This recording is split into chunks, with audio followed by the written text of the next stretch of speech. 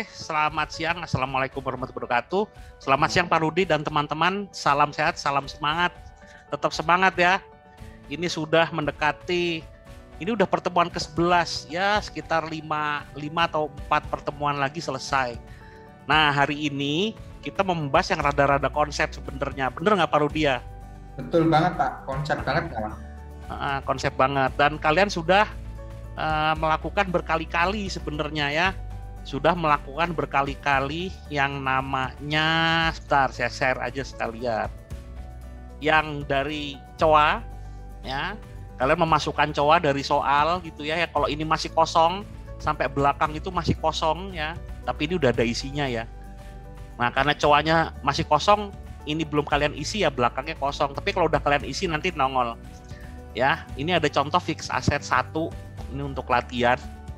Terus ada contoh di sini kalian menjurnal ya. Ini menjurnal. Nanti setelah menjurnal pasti worksheet-nya keisi otomatis. Betul ya Pak Rudi ya? Ya, betul Pak. Terus nanti kalau worksheet-nya sudah keisi otomatis, nah ketika Anda sudah ngisi COA juga, nanti kalian tinggal ngisi yang kuning-kuning ini, nanti rugi labanya juga teridentifikasi berapa gitu ya. Lalu di sini ada posisi keuangan juga, Anda tinggal ngisi yang kuning-kuning ini, nanti semuanya teridentifikasi muncul. Lalu kalau cash flow-nya juga benar mengidentifikasinya, ini juga muncul gitu. Nah, ini sudah kalian lakukan beberapa kali, betul ya? Dan terakhir minggu lalu sampai jurnal penutup. Sudah sampai penutup, betul ya, sudah sampai penutup. Dan itu sebenarnya secara siklus sudah selesai ya Pak Rudi ya? Ya, secara siklus sudah selesai, cuma kadang-kadang kita khawatir ya Pak, yang dibuat itu udah tepat atau belum. Ya, betul. Material atau enggak kesalahan kita itu. Nah, itu dia. Material tuh apa sih Pak Rudi? Kok kita tuh orang akuntansi sering menyebut material, tidak material. Kira-kira material tuh apa ya? Material itu kayak besi, pasir gitu Pak. Itu sih material bahan bangunan. Jadi gini, rekan-rekan semua, yang namanya material itu kesalahan yang dihitung terlalu besar. Dan itu subjektif. Jadi tergantung perusahaannya mau menggunakan tingkat materialitas 3% dari total aset atau 5% atau 1%, itu tergantung resiko dari perusahaannya. Makanya kalau teman-teman kerja di bank itu ada audit berbasis resiko. Karena apa? Indeks materialnya itu diukur dari keuangan yang dimiliki perbankan. Sehingga tingkat materialitasnya itu cukup tinggi. Nah, garis besar di sini, materialitas itu merupakan tolak ukur akuntansi mengenai besaran kesalahan atau mengenai besaran temuan ya Pak ya? Ya. Besaran temuan, kurang lebihnya seperti itu. Ya, betul. Betul, jadi misal nih ada perusahaan ya, total asetnya 50 miliar gitu, nyusun laporan keuangan, terus tidak balance 500.000 gitu. Kira-kira kalian mau nyari nggak itu 500.000? Ayo coba guys, misalnya ada perusahaan asetnya, total aset tuh 50 miliar, sama dengan ekuitasnya misalnya, ekuitasnya itu 75 miliar dengan liabilitas 50 miliar untuk total aset ya, 40 miliar itu ekuitas, 10 miliar liabilitas, kan balance tuh 50 sama dengan 10 plus 40. Tapi ketika perjalanannya nyusun keuangan itu nggak balance 500.000 gitu. Nah, kalian mau ngulangin siklus nyari sampai ketemu 500.000 apa gimana? Menurut kalian gimana coba? Tidak Pak. Kenapa Mas Fritz? Karena terlalu kecil dari perbandingan itunya tadi, 5 miliar tadi. Ya, tadi ada yang jawab 2 orang deh, kayaknya Fritz sama siapa gitu. Saya Pak Maulana. Oh iya, Mall kamu nomor berapa Mall? 150 Pak. 150 ya. Saya kalau manggil Mall tuh jadi inget Darth Maul. Tapi anak sekarang nggak tahu Darth Maul sih. Malah ingat vokalisnya Raja, Pak. Iya. Iya bener. Kalau saya taunya Darth Maul, tapi anak sekarang nggak suka Star Wars, jadi nggak tahu Darth Maul. Oke, ya bagus ya. Jadi itu namanya nggak material karena 500.000 itu tidak mengubah keputusan Anda, baik Anda itu sebagai pimpinan, manajer atau investor. 500.000 ngapain dicari? Malah ongkos nyarinya bisa lebih mahal ya Pak Rudi ya. Iya betul. Nah itu namanya nggak material. Jadi material atau tidak material itu sampai sejauh mana yang menganggap informasi itu material atau tidak material itu sampai sejauh mana orang itu akan berubah keputusannya gitu. Selisih 500.000 mungkin tidak berubah keputusan seseorang, tidak akan mengutak-ngatik itu dan itu menganggap itu wajar. Nah itu berarti 500.000 itu tidak material. Nah informasi juga gitu, ada yang material nggak material. Kalau sampai suatu informasi itu merubah keputusan seseorang, berarti informasi itu material gitu. Nah tidak material tuh berarti tidak mengubah apapun meskipun ada info geser sedikit ya, tidak balance, tapi kan cuma sedikit. Bisa aja dari salah salah ada pembulatan atau macam-macam ya, bisa dijelaskan tapi itu tidak material lah ya. Nah kalau selisihnya sampai puluhan juta ya, mungkin masih dianggap tidak material, tapi jadi catatan khusus gitu misalnya. Untuk kedepannya harus gimana. Dan lebih ketat diawasinya gitu. Nah, tapi kalau sampai ada keputusan berubah, yaitu material gitu. Contohnya, ya contoh ini, belajar dari keputusan Garuda lagi tuh. Garuda itu bangkrut.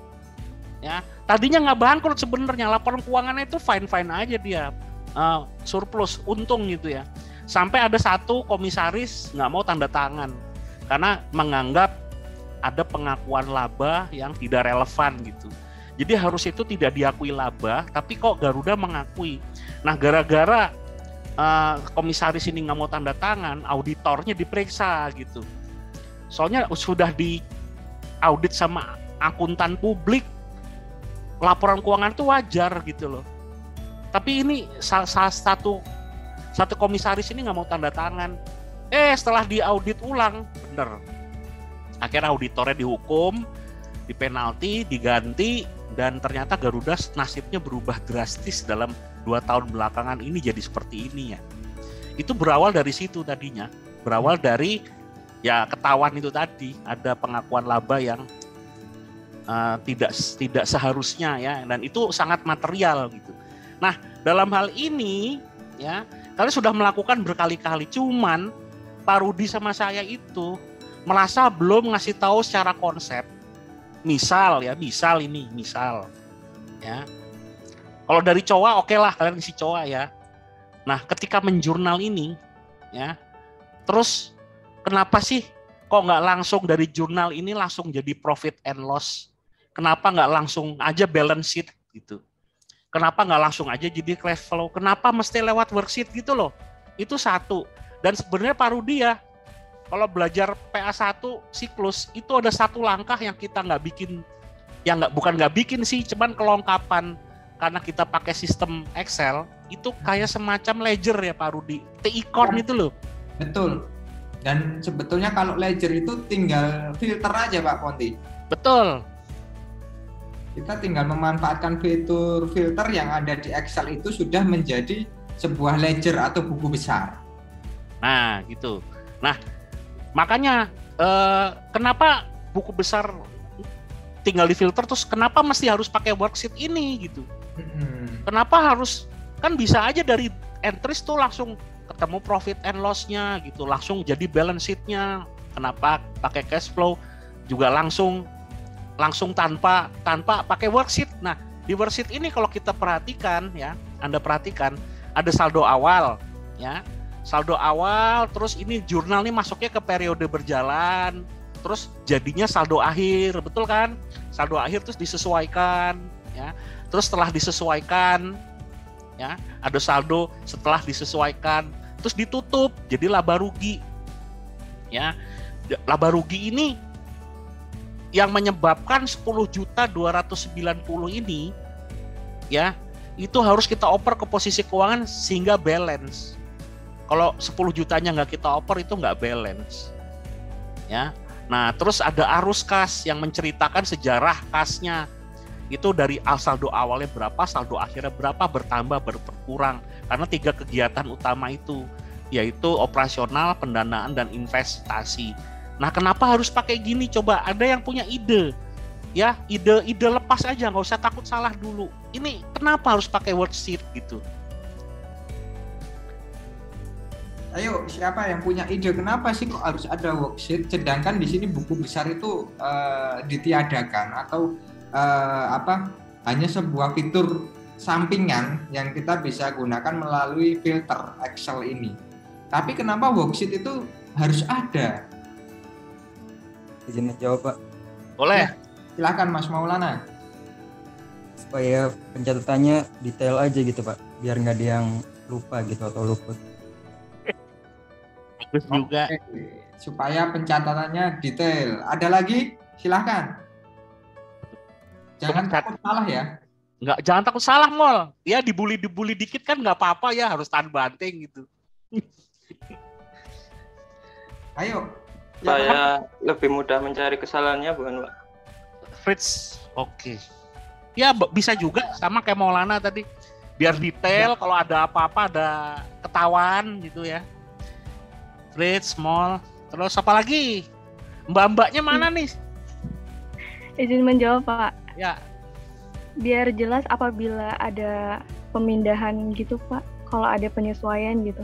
141 ya, Din? Iya, Pak. Aprilia Dinda tuh. Okay. Iya, Pak. Supaya ada proses yang terlihat gitu ya, diapain sih gitu ya? Iya, betul, Pak. Apalagi? Siapa lagi yang mau jawab?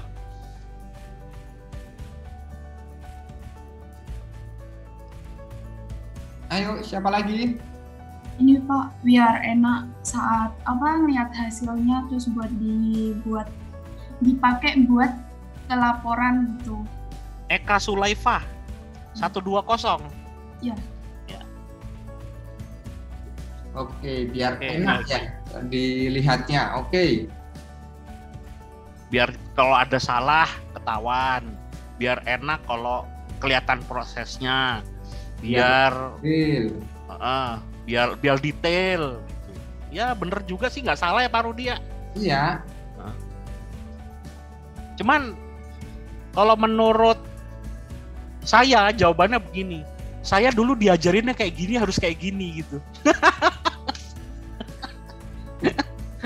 Yang paling melelahkan ya.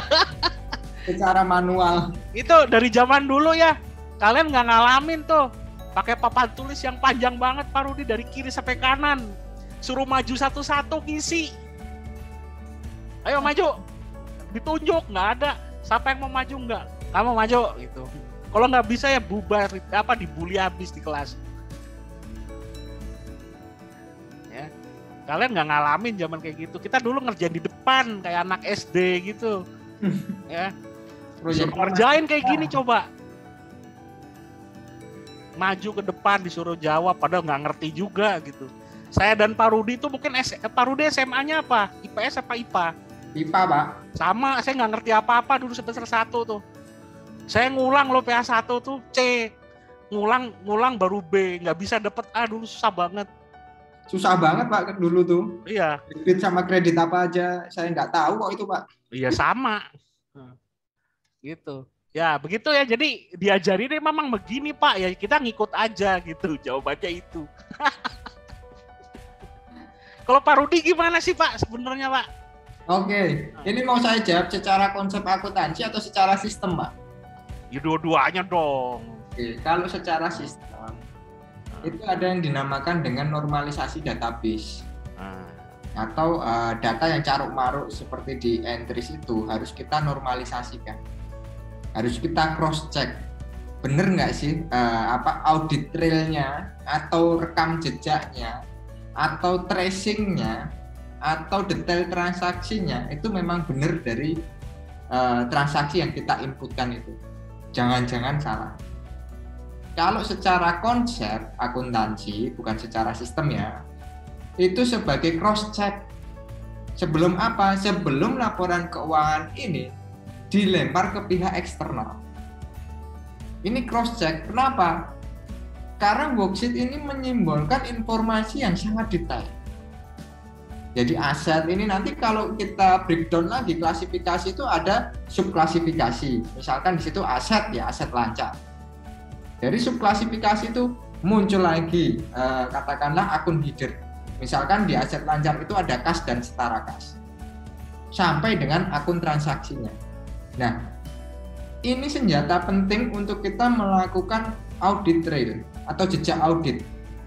Dari laporan keuangan yang jumlahnya mungkin terakumulasi, misalkan petty cash dan bank ACB itu jadi satu, yaitu kas dan setara kas, kita bisa membreakdownnya di lembar kerja ini atau worksheet atau trial balance. Jadi ini merupakan coret-coretannya akunting. Ini penting, tapi sistem itu sekarang sudah bypass semua. Dan ketika kita buka laporan keuangan itu udah langsung jadi dan kita bingung ini jumlah ini dari mana. Begitu Pak Ponti dan rekan-rekan.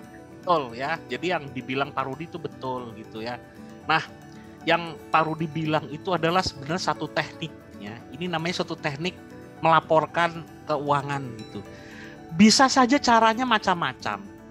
Cuman sudah menjadi common sense. Common sense itu umumnya di seluruh dunia. Bahwa menyusun laporan keuangan itu memang pakai worksheet yang kolom-kolomnya begini. Kalian pakai buku Indonesia, pakai buku Amerika, FRS, ya. Itu ya caranya begini. Coba kalian belajar di PA1. Lihat di bukunya siapa tuh? Wagen. Kiso Wagen, Kiso Wagen. Kan begini juga. Emang lain caranya? Enggak kan? Ya. Jadi ini sudah lazim gitu ya, sudah lazim. Kalau kita itu menyusun laporan keuangan itu ada awal periode, ya.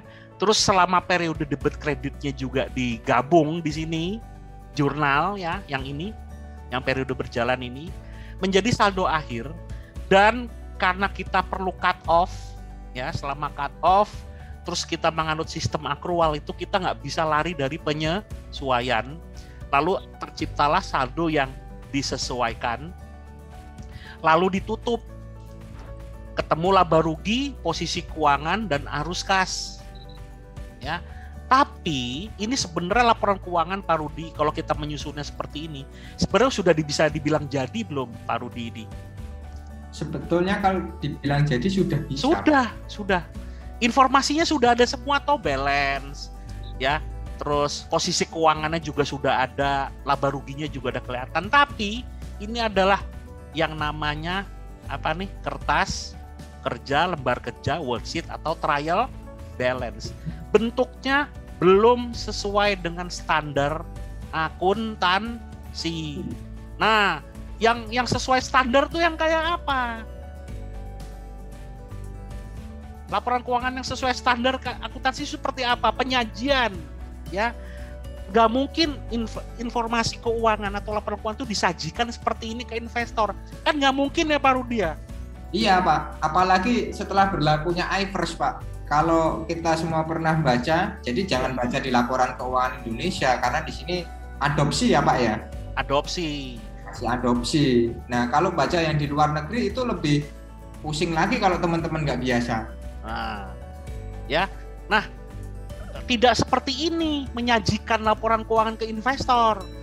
Tidak seperti ini menyajikan laporan yang dipublish. Publish tuh laporan keuangan kan kalau perusahaan itu ada investornya di pasar modal, itu kan harus berkala ya Pak Rudi ya, menerbitkan laporan bisa 3 bulanan, 6 bulanan, dan yang 1 tahunan harus auditan, bener nggak?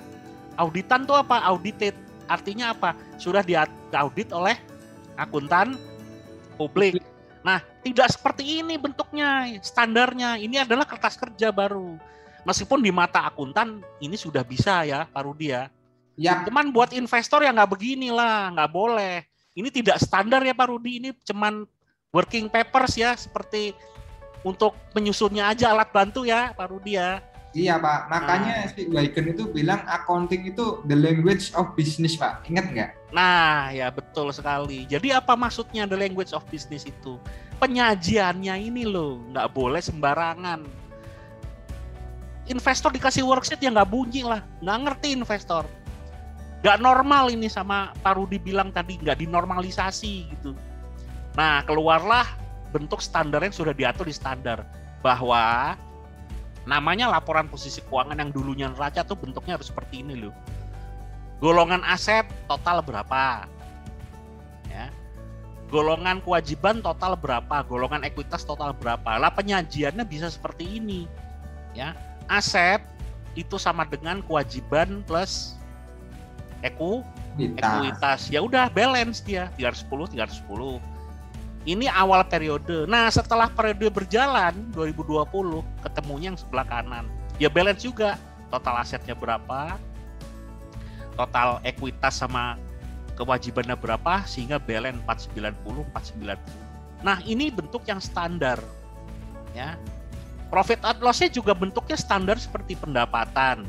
Ada pemasukan, ada pengeluaran.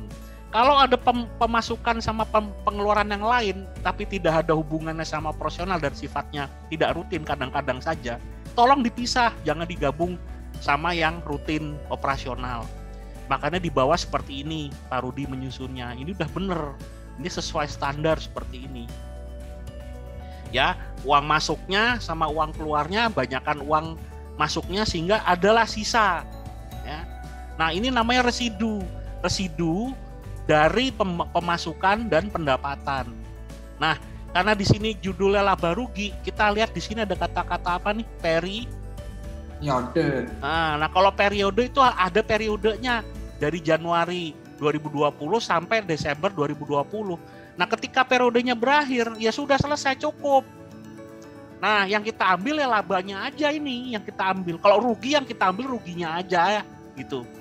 Ini semua nggak dibawa ke tahun depannya. Makanya kenapa harus diapain nih?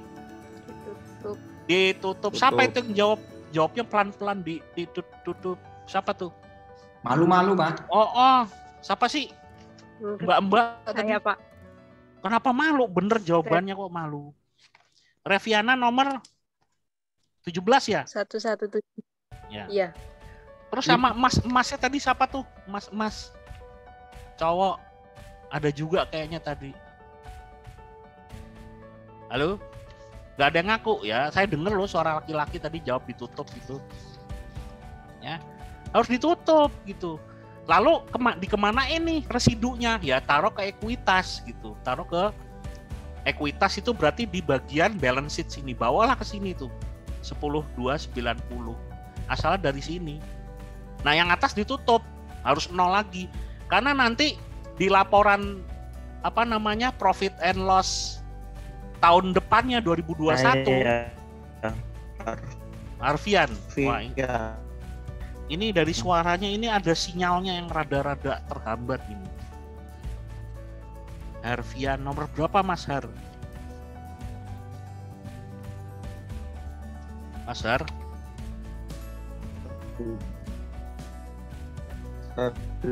27. Oh ya, 27. Oke.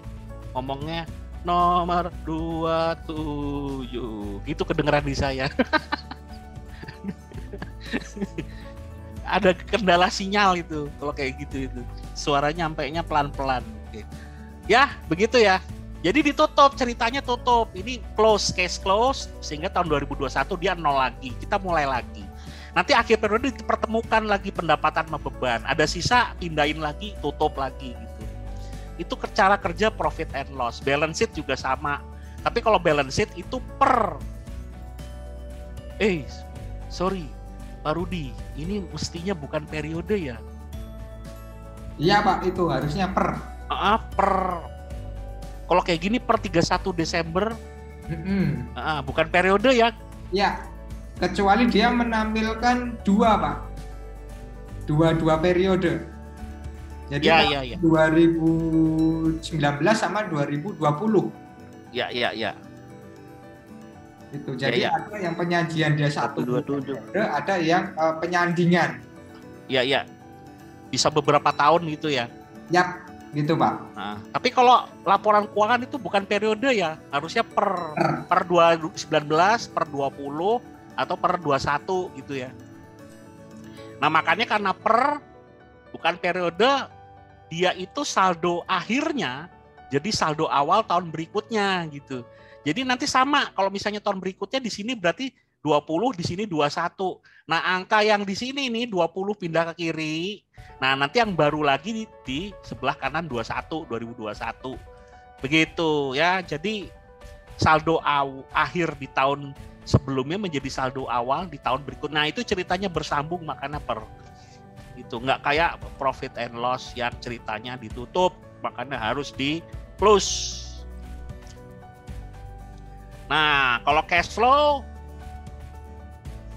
ceritanya bersambung karena ada saldonya, tapi kita ulang lagi ya diulang lagi kan ya Pak Rudi ya, tapi tidak ditutup ya ini. Ya karena saldo kasnya aja yang kita pakai, jadi saldo awal, saldo akhir jadi saldo awal. Tapi kisah atasnya selesai. Mulainya nanti dibagi ke tahun-tahunnya masing-masing. Yap. Nah, jadi seperti itu. Mungkin Pak Rudi ada tambahan kenapa ada worksheet, terus kenapa hubungan antara profit and loss sama balance sheet, terus hubungan antara balance sheet sama cash flow gitu. Dari Pak Rudi. Jadi begini rekan-rekan, kalau kita lihat worksheet itu kan sebagai coret-coretan kita. Dan di situ juga sebetulnya ada sebuah hubungan yang implisit atau secara tersirat kita itu harusnya tahu hubungannya itu apa. Misalkan antara profit loss dengan balance sheet atau dengan laporan posisi keuangan.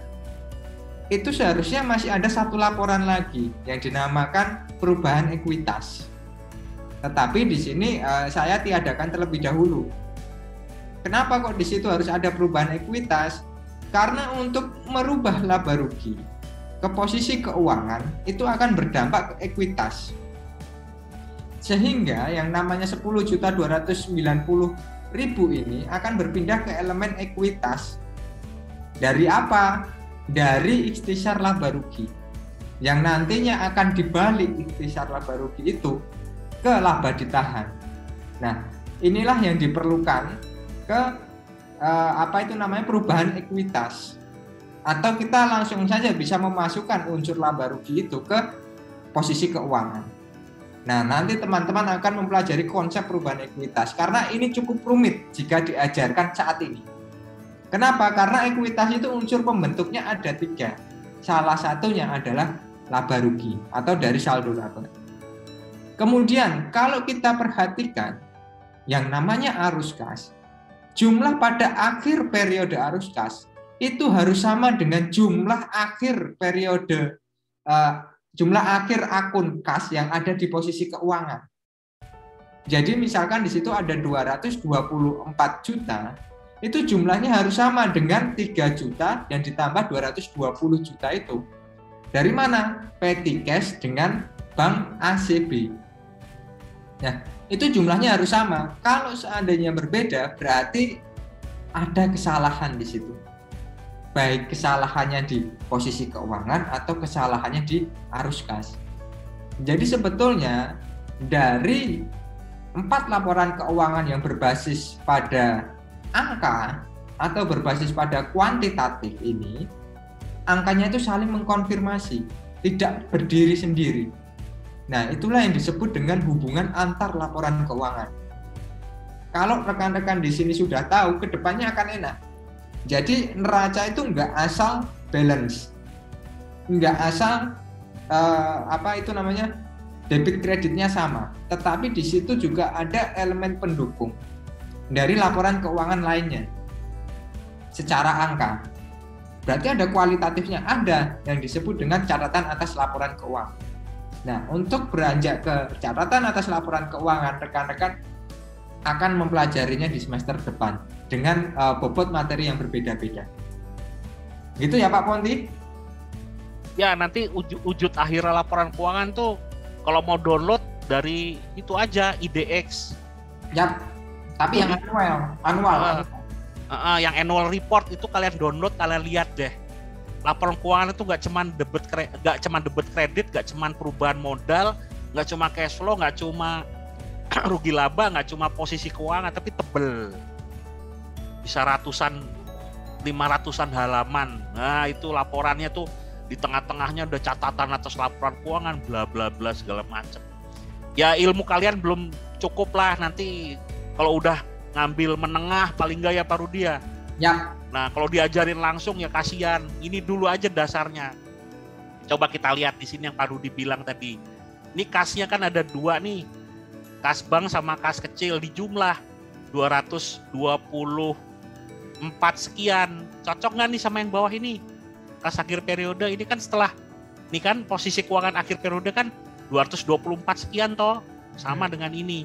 Nah awal periode berapa? 165. Ya lihat aja di awal periode 165, nggak lihat 20 sama 145, betul loh?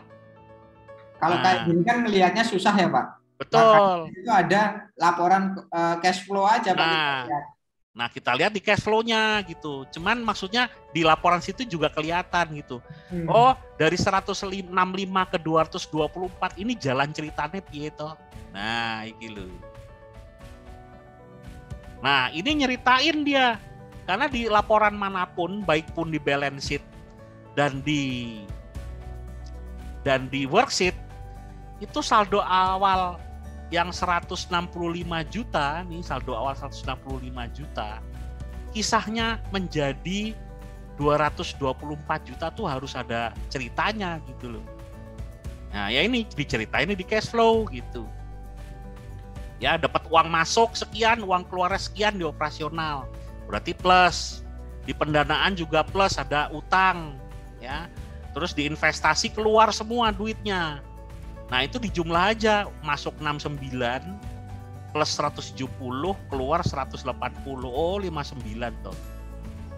Ceritanya begitu.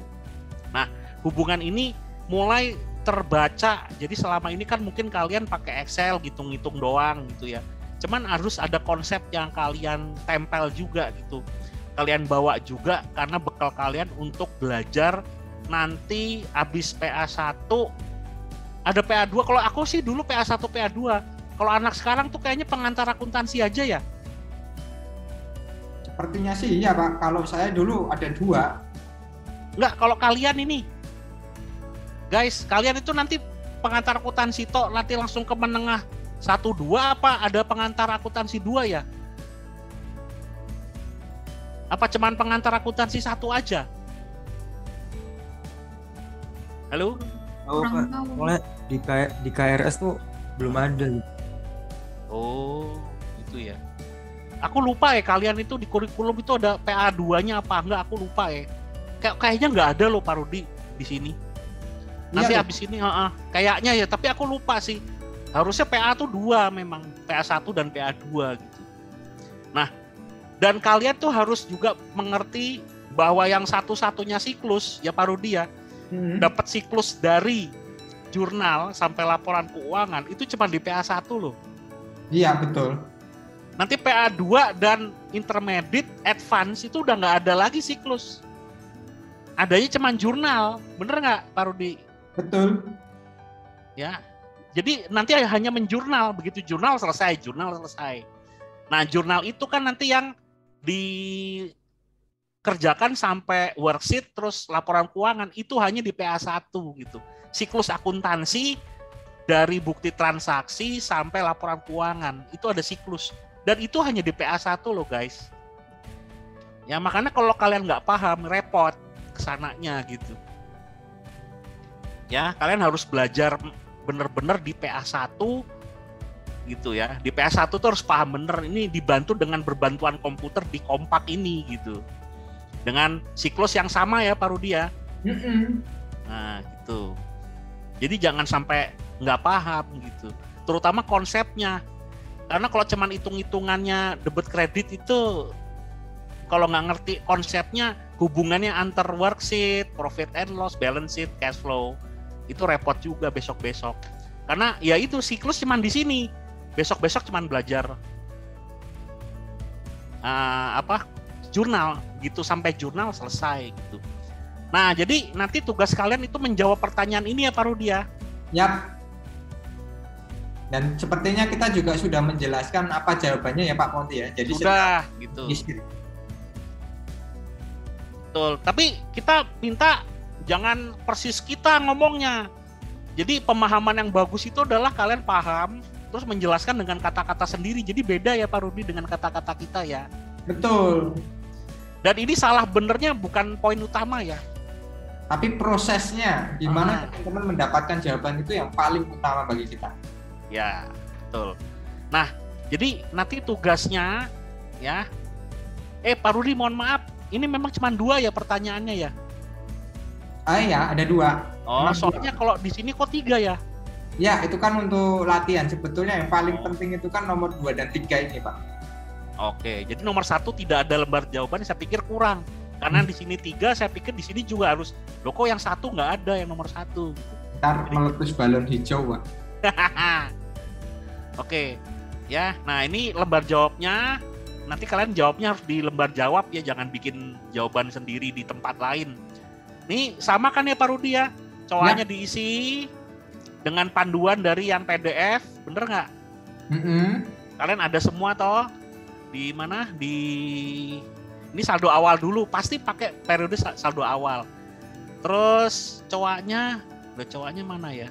Bawah Pak. Ya itu iya. cowok. Ini kan yang 1 dengan saldo awal.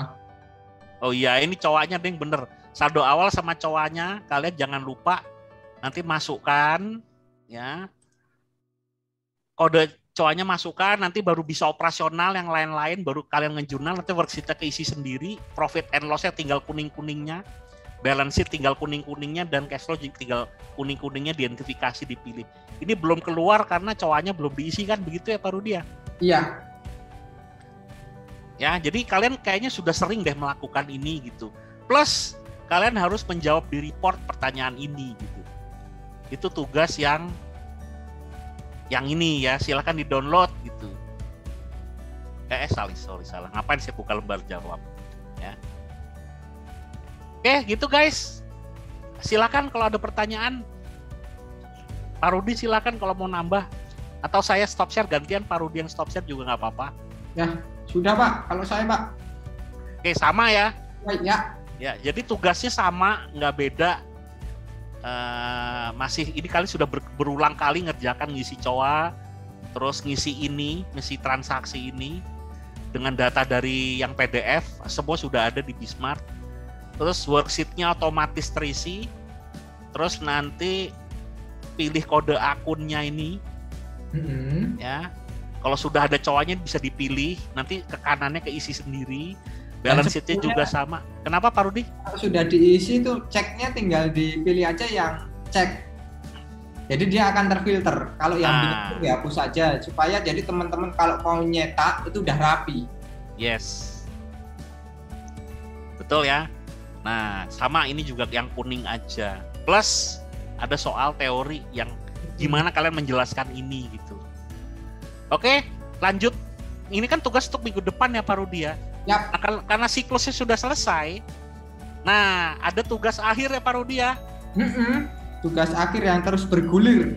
Nah, gitu. Karena siklusnya sudah selesai, tibalah saatnya kalian mandiri mengerjakan proyek. Tapi ingat, tidak kita tinggal. Ya, saya dan Pak Rudi tetap berusaha mendampingi lewat kuliah-kuliah. Jadi tetap kuliah, tapi kuliahnya bukan untuk kuliah kita ngasih materi, tapi untuk semacam apa, Pak Rudi? Untuk semacam latihan. Nah, briefing ya Pak Rudi ya? Briefing. Jadi besok kita briefing pertemuan 12, kemudian pertemuan 13, 14, 15, kita jadi konsultan ya Pak ya? Ya, jadi kalian tetap hadir kuliah bersama saya dan Pak Rudi, tapi isinya adalah menjawab, membantu kalian mengerjakan tugas. Kalau kalian ada pertanyaan yang nggak ngerti di tugas. Akhir ya. Tugas akhir yang deadline-nya itu di pertemuan ke-16 ya Pak Rudi? Yap. Nah sekarang kalian penasaran nggak kira-kira tugasnya kayak apa? Kita kasih lihat sedikit yuk Pak Rudi yuk. Oke. Kayak apa sih gitu ya? Waduh deg-degan ini mesti. Mana ya? Sebentar saya cari dulu. Oke, gitu. Kita cari dulu. Atau Pak Rudi aja bisa nggak yang jelasin? Tapi jangan lihat yang lembar jawabnya, Pak Rudi. Kalau lembar jamnya enak, Pak. Jangan, yang itu aja, yang soalnya aja. Langsung screenshot. Oke, sebentar Pak Rudi belum. Oke, silakan Pak Rudi. Oke, Pak. Nah, kurang lebih nanti soalnya simulasi itu seperti ini. Gedein dikit Pak Rudi. Di sini tuh soalnya panjang kali lebar kali tinggi. Nah, itu berapa halaman tuh? Temen nanti membaca ini, oh iya, ini emang benar-benar terjadi. Terjadi apa? Terjadi di kanan kiri kita semua. Nah, biar besok juga ada cerita, jadi ceritanya besok panjang kali lebar kali tingginya. Karena kalau kita ceritakan sekarang, besok jadi asinkron ya Pak ya? Betul. Gitu. Nah, di setiap bagian ini akan menunjukkan case 1, case 2, case 3. Dalam artian apa? Itu pertemuan 1, 2, 3 yang akan dikerjakan secara bertahap. Mungkin di pertemuan pertama itu masih enak ya Pak ya? Di pertemuan 13 atau 12 itu masih enak. Dalam artian apa? Teman-teman di situ hanya mengerjakan COA dan memahami proses bisnisnya gimana. Membaca keseluruhan. Barulah di pertemuan 13 atau 14, pertemuan keduanya, itu mulai berat mengerjakan soal-soal yang ada. Mengerjakan jurnal-jurnal dan di sini ada kurang lebih 1 bulan. 1 bulan dengan waktu yang hampir berdempetan. Jadi ya kalau 30 transaksi adalah. Kemudian nanti finishingnya adalah untuk membuat jurnal penyesuaian dan penutupan. Mungkin di sini juga ada kasus mengenai case of name. Jadi ini cukup komprehensif dari pertemuan awal sampai pertemuan akhir. Yang di titik akhir, teman-teman semua untuk membentuk sebuah laporan keuangan. Nah, di sini juga sudah saya jelaskan untuk prosedur pengerjaannya dan time frame pengerjaannya supaya rekan-rekan semua tidak bingung. Tapi tetap nanti setiap case ini harus dikumpulkan di Bismart sebagai nilai proses kita ya Pak Ponti ya. Betul. Nah, jadi nggak terus kumpulnya terakhir aja. Di setiap pertemuan besok-besok itu juga ada yang harus dikumpulin step by step. Ya, lihat aja minggu depan ya kita jelasin ya. Yap. Mungkin Gitu. ada pertanyaan nih Pak sampai sini. Silakan, ada yang mau tanya. Pak, saya izin bertanya. Eka, nomor tadi kayaknya udah ya. 0120 ya. Ya gimana, silakan Mbak Eka. Kenapa kok di worksheet itu nggak ada akun administratif bank, padahal di COA itu ada? Kenapa di worksheet tidak ada akun administratif bank padahal di COA itu dicantumin akun itu. itu sederhana Mbak. Filternya coba ceknya itu diupdate lagi. Jadi sebentar. Ini saya share kurang lebih gini. Nah, tadi kan administratif bank ini kalau saya Ctrl Z kan ini belum ada ya Mbak? Iya. Ini cara memunculkannya dari filter ini, ceknya ini di uncheck dulu baru dicek lagi. Nah, nanti dia langsung keluar. Walah. Oh iya. Itu. Nah, profit loss juga sama. Kalau misalkan di profit loss belum keluar gimana? Unchecknya dilepas, dicek lagi. Nah, nanti dimunculin Kalau semua. dicetak udah cantik. Tapi kalau yang kayak gini dicetak masih berantakan. Kurang pas karena ada bagian-bagian yang kosong. Jadi harapan saya tugas akhir besok bisa mengumpulkan bentuk PDF mungkin ya Pak ya. Betul. PDF dan Excel-nya. Karena apa? Membuktikan bahwa teman-teman sudah bisa untuk membuat laporan keuangan dalam satu siklus perusahaan secara penuh. Gitu. Itu Mbak. Baik Pak, terima kasih. Kirain error atau gimana gitu. Jangankan Eka, saya aja baru tahu. Oke, Lutfiana, ada yang tunjuk jari tuh. Oke, Mbak Lutfiana, silakan. Izin bertanya. Nomor berapa? Nomor 4122. Oh, 22 ya. Oke, lanjut. Kemarin kan saya ngerjain, tapi itu di worksheet-nya tuh ada itu loh Pak, kipas arus kas di jumlah. Nah, itu yang kemarin sama yang kemarinnya lagi. Tapi kalau saya ulang pakai lembar kerja baru nggak ada Pak. Nah itu Kenapa ya Pak? Biasanya ada sebuah variabel, katakanlah di situ angka, tetapi kita mungkin nggak tahu atau kita orang udah lelah ya Pak ya. Jadi nggak langsung diinputkan angka, tapi ada spasinya atau diganti huruf dan lain sebagainya, sehingga kalkulasi rumus itu tidak jalan. Yang kedua, sebetulnya kalau formula berbasis Excel, jadi formula berbasis Excel seperti ini, kemudian kita asal nyelipin insert new row, dia juga akan menyebabkan error. Jadi biasanya itu terjadi karena cara kita menginput tidak sesuai dengan prosedur yang ada atau hanya kopas. Makanya ketika kita kopas, di sini saya sarankan, jadi ketika ini saya kopas, katakanlah kopas di bawah sini, saya selalu menggunakan paste as value. Jadi bukan asal Ctrl V gini, karena kita tidak tahu muatan yang ada di Ctrl V. Apakah dia formula atau dia string, mungkin tipe datanya dibacanya. Tapi kalau paste as value, dia akan mengikuti format yang ada.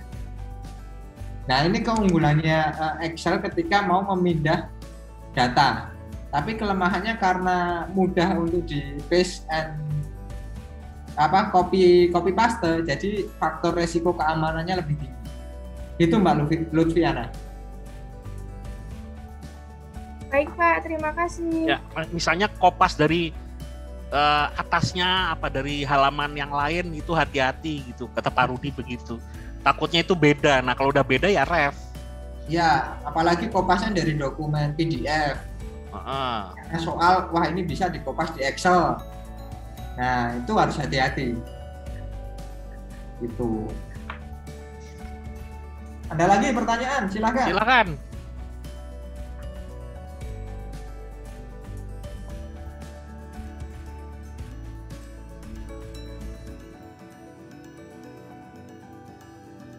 Kalau nggak ada, kita cukupkan sampai di sini ya. Udah habis Pak pertanyaan, udah ngantuk. Iya. Ngantuk ini. Nggak apa-apa. Ini Pak. Oh boleh. Ini soalnya hujan nih, mendung dari pagi gitu. Suasananya gitu. Siapa tuh tadi mas-mas tuh? Saya Pak. Nama, diri. Nomor. 156. 156. Ya, silakan. Mau tanya ini Pak. Misal ya, itu untuk transaksi kas di tangan maksimal 10 juta, baik transaksi keluar ataupun transaksi masuk. Nah itu kalau transaksinya lebih dari 10 juta, walaupun tidak ada dikatakan pakai kas di bank, ditulisnya di mana Pak? Ya kas di bank. Kalau ada kas di bank ya kas di bank. Berarti tetap pakai kas di bank Pak, walaupun nggak ada tulisan memakai kas di bank. Yap, karena opsinya cuma 2 Mas. Kalau misalkan petty cash nggak bisa ya kas besar. Kalau kas besar nggak ada ya kas di bank. Baik Pak, terima kasih. Tapi kita kan cuma ada kas kecil sama kas bank ya Pak Rudi ya? Yap, betul Pak. Jadi opsionalnya emang nggak mau di kas di bank. Jadi modelnya gini Mas, siapa tadi? Mas Diri ya? Ya. Mas Diri. Ketika Mas Diri kerja besok, ada aturan bahwa Mas Diri boleh menggunakan kas di kasir atau petty cash itu maksimal 5 juta.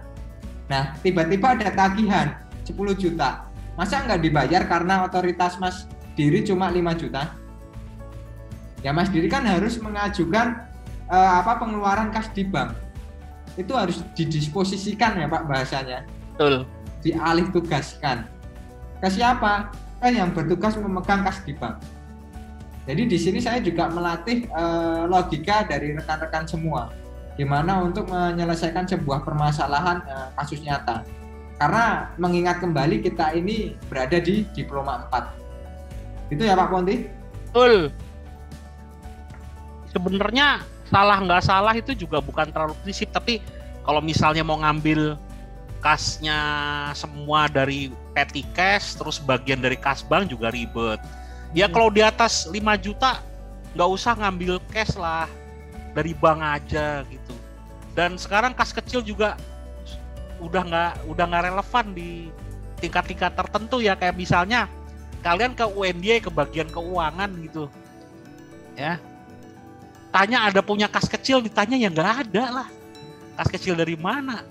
Terus kalian ke Indomaret tuh, cabang-cabang Indomaret, itu juga nggak ada kas kecil gitu. Jangankan kas kecil untuk keluar duit, itu nggak boleh keluar duit dari situ, asli nggak boleh, nggak ada pengeluaran. Nah terus kalau karyawan mau minum, kalau karyawannya mau ada listrik tagihan, nggak ada yang nagih situ. Kalau ada rusak-rusak yang mau perbaiki juga dari pusat, nanti tagihannya langsung ke pusat, jadi nggak ada kas kecil gitu ya. Sudah nggak banyak digunakan.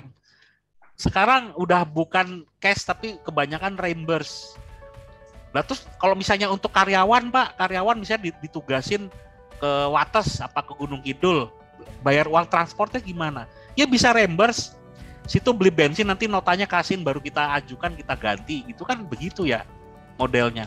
Kalau karyawannya keluar kota ya gimana? Ya kalau di perusahaan besar yang swasta itu dikasih kartu kredit aja, suruh gesek aja gitu. Nanti pengeluarannya ditanggung sama perusahaan kartu kreditnya. Gitu. Jadi nggak ada lagi model-model kas kecil kayak gitu udah. Tapi kalau ya di arisan ibu-ibu gitu, atau di warung kecil yang masih butuh kembalian, misalnya Anda jualan pulsa, ya masih lah. Tapi kalau Anda ke perusahaan yang sudah go public, kayaknya kalau kalian datengin kantornya tanya kas kecil apa enggak, kayaknya kok nggak ada ya. Ya, begitu ya guys. Ada satu lagi Mbak April, silakan Mbak April. Izin bertanya Pak, untuk di jurnal penutup itu, kalau seandainya tadi untuk yang video yang kemarin Bapak jelasin itu kan profit loss-nya itu ketika sudah melakukan penutupan itu yang di bagian sebelah kanannya sebelah kirinya itu kan sudah tidak ada nominal gitu kan ya Pak. Nah, seandainya sudah melakukan penutupan, sudah mencatat di entries gitu Pak, tapi yang nominalnya yang sebelah kirinya itu masih ada, apakah itu kita salah hitung atau bagaimana Pak? Bisa jadi salah hitung Mbak. Mbak April nomor berapa sih tadi? Itu Pak. Berapa? 141 Pak. Oh 14. Oh iya. Oke. Itu perlu diteliti lagi dalam ikhtisar laba rugi, jumlahnya udah klik belum? Laba ruginya udah klik belum? Makanya di sini nanti worksheet itu akan saling mengkonfirmasi jawaban dari rekan-rekan. Tanpa kita koreksi pun rekan-rekan sebetulnya sudah tahu, oh ini ada yang salah, oh ini siklusnya udah bener. Walaupun soal itu kita buat asal, itu nanti akan saling mengkonfirmasi. Karena tadi dalam kasus soal latihan pasti ada betul dan salah. Tapi dalam kasus nyata itu nggak ada betul sama salah, adanya material apa enggak. Nah, kalau sudah ditutup terus di situ ada kesalahan material, itu gimana caranya menyelesaikan? Ya membuat jurnal adjustment atau disesuaikan pada periode berikutnya. Kalau kepepet banget. Ya biasanya kalau sudah ditutup karena mereka menggunakan sistem informasi akuntansi, sudah tidak bisa lagi kembali ke jurnal yang ditutup, ya mereka menyesuaikannya di periode depannya. Dan kesalahan itu bukannya tidak pernah terjadi, tapi selalu ya Pak Rudi ya. Selalu. Di dunia nyata tuh ada selalu dan ada reklasifikasi dan ada penyesuaian. Tapi satu yang kalian ingat, jurnalnya nggak boleh ditipek. Betul, kalau dibalik boleh. Diperbaiki boleh, tapi yang salah nggak boleh ditipek. Nah, itu di dunia nyatanya kayak gitu. Teman-teman yang kerja ya di dunia nyata juga sering itu tiap tahun memperbaiki yang tahun lalunya salah, itu bukan sekali dua kali, sering banget. Ya, tapi nggak boleh ditipek, bolehnya disesuaikan gitu. Jadi jangan dihapus ya Mbak Lutfi. Nggak boleh. Kalau misalkan di situ ada kesalahan, tapi kita balik. Ya nanti kita menilainya dari mana? Bukan dari track record jurnal yang udah dibuat rekan-rekan semua, indikator balance di situ enggak. Tapi di laporan keuangan yang udah sesuai atau belum. Bunganya ini udah relevan atau belum. Kan gitu kelihatan. Kok ini Pak, saya sama mau tanya lagi, kalau seandainya di instruksi pengerjanya di soalnya itu seandainya ada soalnya tentang utang gaji, nah lalu di coanya itu tidak ada, tapi menurut kita itu transaksinya masuk, itu apakah boleh ditambah atau tidak boleh Pak? Apakah coanya harus itu saja atau bagaimana Pak? Boleh aja ditambah. Jadi di awal ya Pak Ponti ya. Ya. Saya dan Pak Ponti sudah menekankan bahwa coa itu emang boleh ditambah, boleh dikurang. Tetapi dengan pertimbangan yang jelas.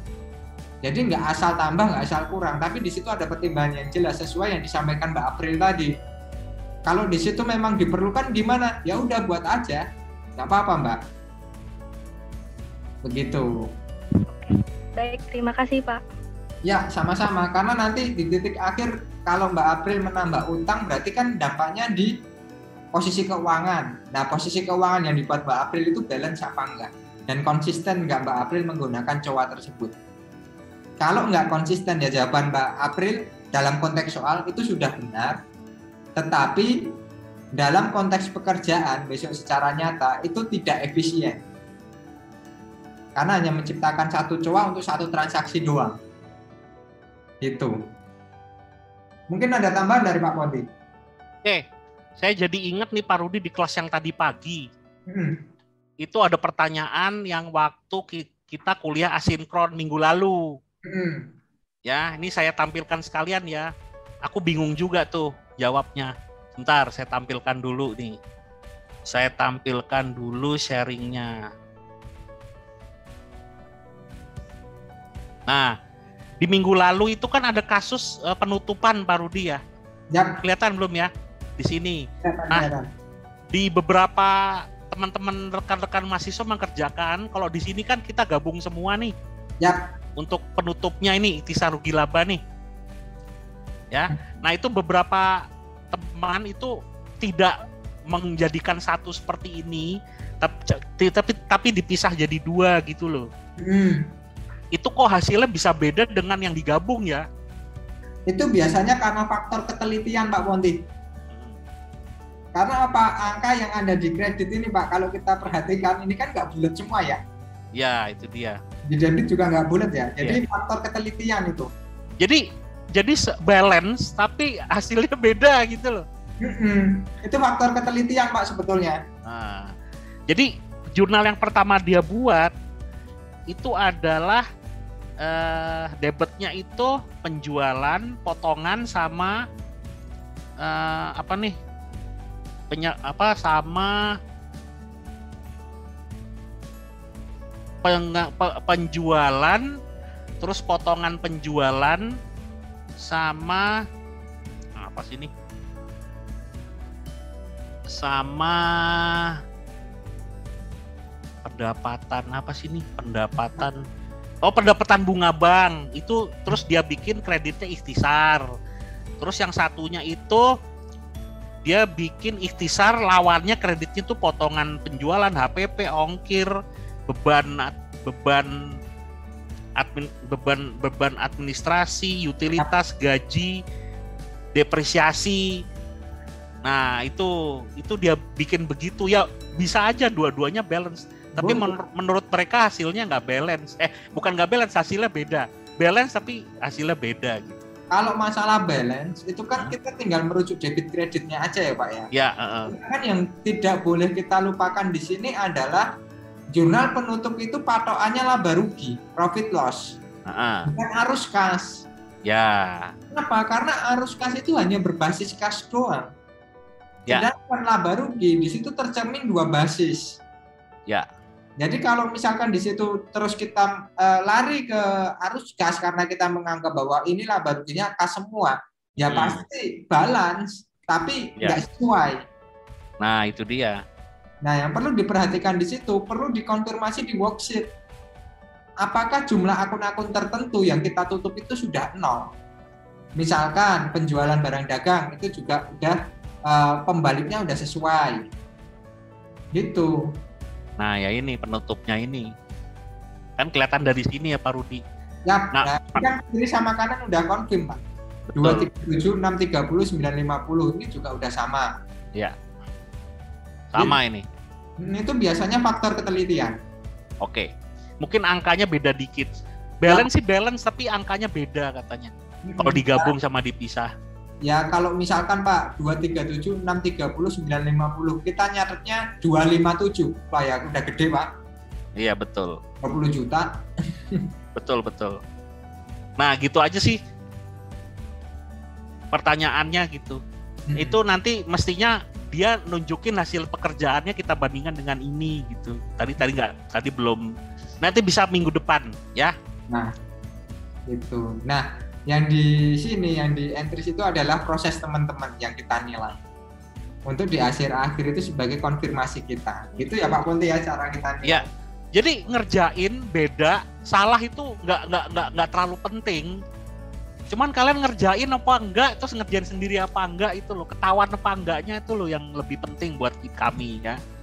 Karena bagaimanapun kalian sudah berusaha, itu usaha itu yang saya hargai ya Pak Rudi ya. Yap. Meskipun salah nggak apa-apa, tapi usahanya garap dewe ngono. Ya, atau kerjasama nggak apa-apa, kalian belajar kelompok, saya anjurkan gitu, nggak apa-apa. Ya. Kelihatan kok ngerti apa enggaknya itu kelihatan banget. Ya, gitu ya Pak Rudi ya. Yap. Ada lagi pertanyaan? Saya izin bertanya Pak. Boleh, Fritz, silahkan. Ya, kalau arus kas itu konsepnya kalau ada kas masuk atau kas keluar kan Pak, dicatatnya. Nah itu kalau misal ada akun, itu kalau pencatatannya itu akunnya itu bebas asalkan ada kas masuk atau keluar, atau ada akun yang tidak termasuk arus kas Pak.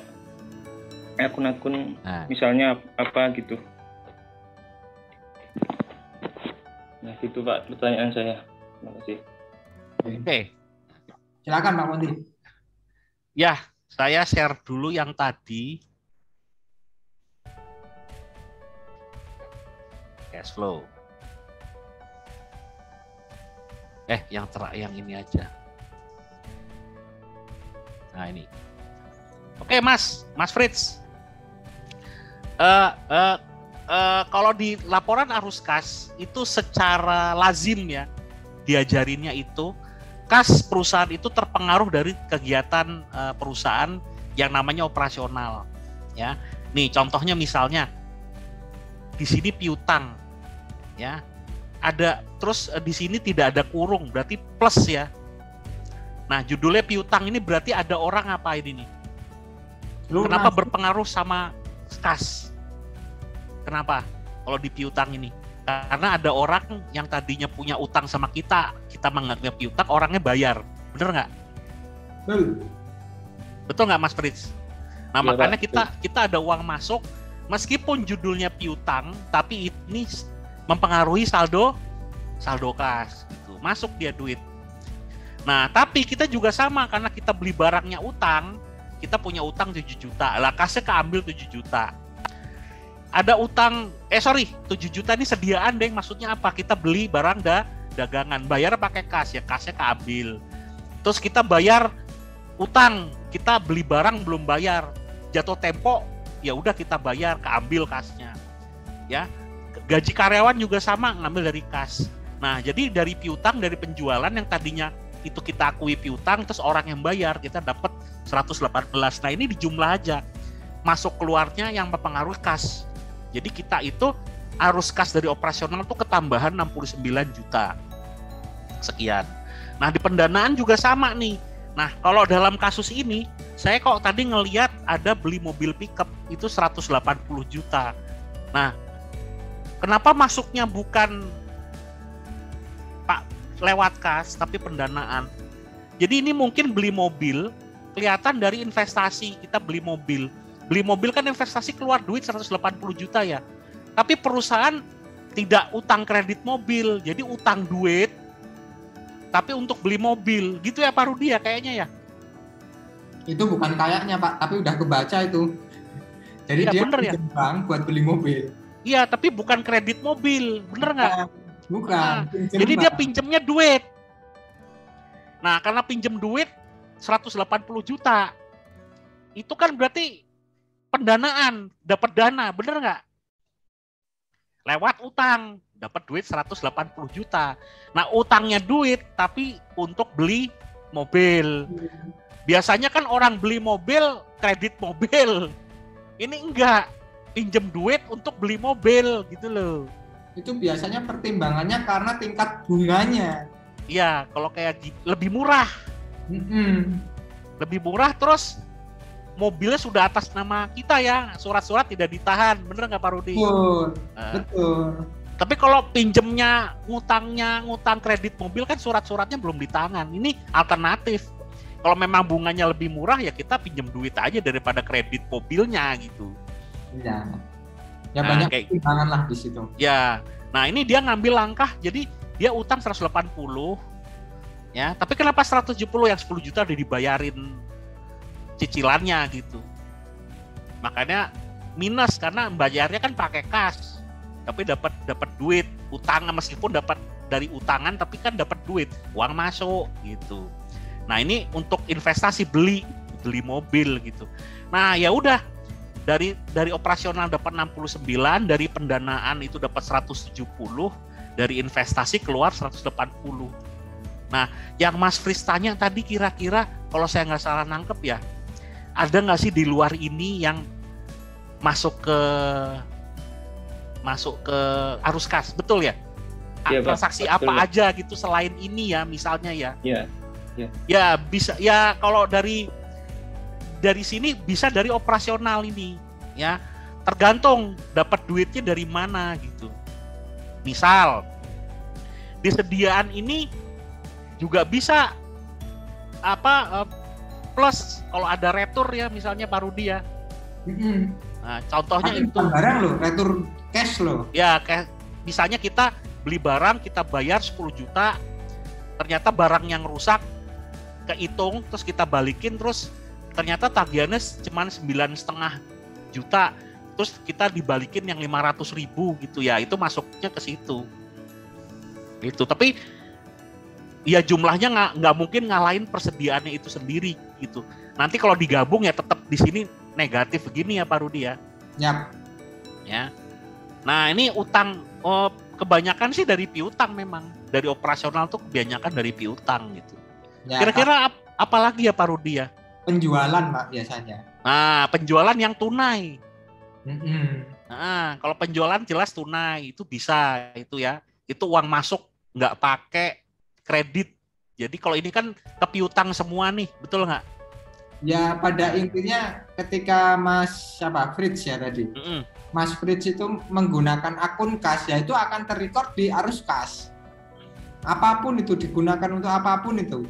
Makanya ketika Mas Fritz menggunakan akun-akun yang ada di laporan posisi keuangan, saran saya hati-hati, di track betul itu. Itu memang sudah terjadi atau belum, atau memang akan terjadi.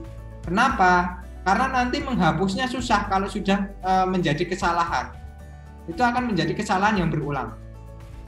Misalkan di sini untuk kas, kemudian kita gunakan di situ depresiasi, jadi depresiasi pada kas. Nah, ini kan jurnal yang tidak mungkin. Jurnal yang tidak akan mungkin terjadi karena apa? Depresiasi itu pasangannya akumulasi depresiasi. Nggak mungkin kas. Nggak mungkin kas gitu loh. Kecuali di situ mau menjual aset tetap, tapi penjualan aset tetap itu yang berkurang aset tetapnya, bukan depresiasi. Begitu. Jadi apapun yang Mas Fritz gunakan, selama itu menggunakan kas, ya nanti akan terekam pada laporan arus kas. Begitu. Itu ya Mas Fritz. Baik Pak. Intinya yang mempengaruhi kas secara langsung gitu. Nah. Jadi kalau dari operasional jelas, ini akun-akun yang sering mempengaruhi ya. Dari pendanaan kalau kita ngutang ya pasti uang masuk ya, kasnya pasti bertambah. Kalau investasi kita mesti keluar duit karena kita invest ya, kasnya berkurang. Nah itu yang membuat kas itu saldonya berubah di awal periode, di akhir periode berubah. Nah penjelasannya ini yang kita jelaskan. Kenapa sih bisa berubah dari mana gitu. Kalau misalnya akuntansi kasnya ini misalnya awal periode ternyata negatif bisa aja. Tapi negatif misalnya saldo awalnya itu 165 ternyata jadi tinggal 50 juta. Kita lihat gitu. Kesedotnya kemana? Kalau ke investasi nggak apa-apa ya Pak Rudi ya. Ya. Tapi kalau misalnya negatif saldonya itu di sini operasionalnya negatif, menurut Mas Fritz gimana? Yang negatif misalnya dari operasional berarti ada masalah, bener nggak? Masalahnya di mana, Mas Fritz? Kalau dari operasional tuh negatif. Kira-kira gimana Mas Fritz? Halo? Terlalu banyak uang keluar atau gimana? Nah, betul. Jadi kalau terlalu banyak uang keluarnya untuk investasi masih mending. Tapi kalau dari operasionalnya aja negatif, terus supaya di sini kelihatan positif, ngutang, bener nggak Pak Rudi? Ya, kalau nggak jual aset. Nah, atau bertambahnya dari investasi karena menjual aset, tapi di operasionalnya ini negatif, di sini tetap positif saldo kasnya bertambah. Cuman menurut Mas Fritz gimana? Bertambahnya karena bayangin karena hutang sama jual aset. Tapi dari operasional dia minus. Menurut Mas Fritz itu perusahaan gimana? Ayo Mas Fritz jawab apa? Kurang baik Pak, soalnya uangnya itu ternyata didapat bukan dari operasional, tapi dari jual aset dan ngutang. Tapi kalau misalnya di sini Mas Fritz lihat di sini operasionalnya positif, ya pendanaan ya so-so, misalnya sama ya. Tapi di investasi ini banyak investasi, menurut Mas Fritz bagus nggak? Tidak juga Pak. Loh kan investasi Mas. Oh iya. Nambah bis, nambah pesawat atau beli mesin baru gitu, bener nggak? Berarti kan kedepannya oke toh. Nah itu jadi satu-satunya yang bisa kelihatan dari itu ya dari sini. Sedangkan laporan lainnya nggak bisa ya Pak Rudi ya kelihatan ya. Misalnya dari profit dan loss. Misalnya di sini ada penjualan 100 juta. Ini tuh udah dibayar apa belum? Jangan-jangan piutang semua. Bener nggak Pak Rudi? Betul. Kita nggak tahu. Nah kalau dari sini kelihatan banget nih. Oh begini ceritanya. Nah itu jadi gunanya cash flow tuh untuk itu gitu. Uang kas tuh digunakan untuk apa sih? Namanya uang kas habis atau berkurang, no problem sebenarnya, nggak mesti positif. Cuman untuk apa dulu duitnya gitu loh. Satu. Terus asalnya duit kalaupun bertambah itu dari mana dilihat dulu. Jangan-jangan dari utang, ya jelas saja asetnya uang kasnya bertambah. Jangan-jangan dari jual aset, ya jelas saja kasnya bertambah. Oh, bertambahnya tuh karena operasional, good lah. Gitu. Ya kan Pak Rudi, bener ya? Yup. Gitu. Itu gunanya cash flow. Yang di Indonesia jarang dilihat. Padahal, kalau investor itu yang dilihat pertama cash flow dulu ya Pak Rudi ya? Ya jelas lah Pak. Buat apa main accrual kalau di investor, kalau saya ya loh Pak? Iya. Accrual kan cuma manipulasi Pak. Iya. Nah sekarang pendanaan aja misalnya. Utang nggak apa-apa, ternyata arus kas di operasionalnya bisa sanggup bayar utang kok, bener nggak? Nah ya itu misalnya contohnya aja itu gitu. Oke guys, silahkan kalau mau tanya lagi. Oke, kalau nggak ada cukup ya sampai di sini, sampai minggu depan. Kita cukup di sini sih guys, terima kasih ya. Wassalamualaikum warahmatullahi wabarakatuh. Selamat siang. Selamat siang. Waalaikumsalam warahmatullahi wabarakatuh. Terima kasih Pak. Oke, sama-sama. Silakan yang mau lem.